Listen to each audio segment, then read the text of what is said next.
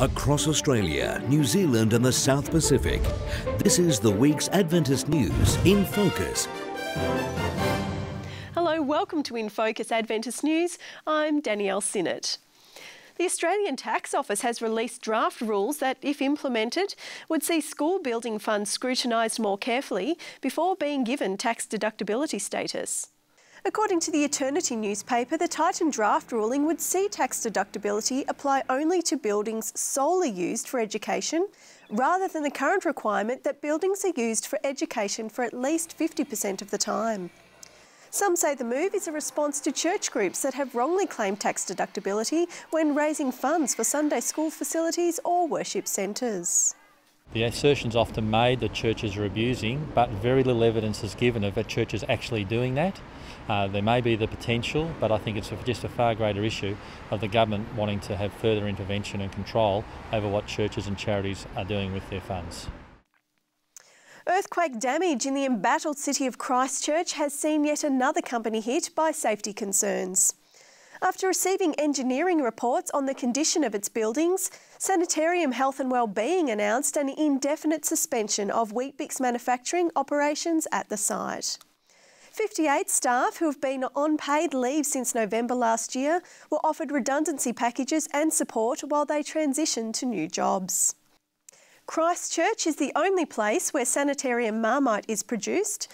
The company has warned Australian customers of a temporary Marmite shortage while alternative arrangements are made.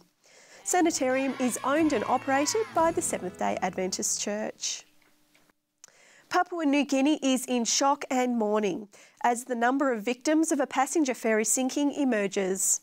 According to Radio New Zealand, the number of people missing may be as high as 321 based on information from relatives of those on board.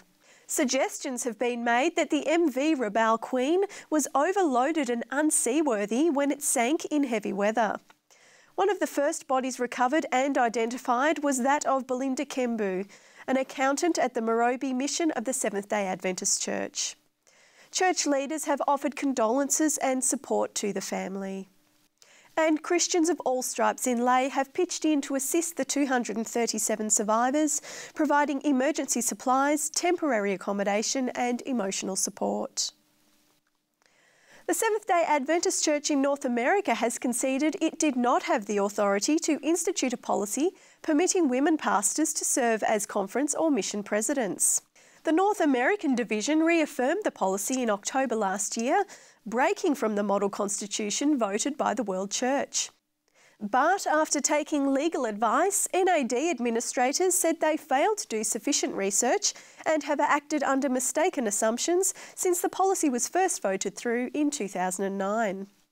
The administrators, led by President Dan Jackson, apologised in an open letter and said the wording of the relevant policy will be corrected. They also restated their commitment to strengthening the role of women in ministry. The Adventist Church is currently studying its theology of ordination. Well, that's the news for this week. Don't forget, if you'd like to see the full half hour of In Focus, it plays every week on Hope Channel, the Australian Christian channel on Pay TV, and Digital 44 in Adelaide. All the program segments, politics, health and a great interview with James Standish are also online at infocus.org.au. Thanks for your company, stay safe and God bless.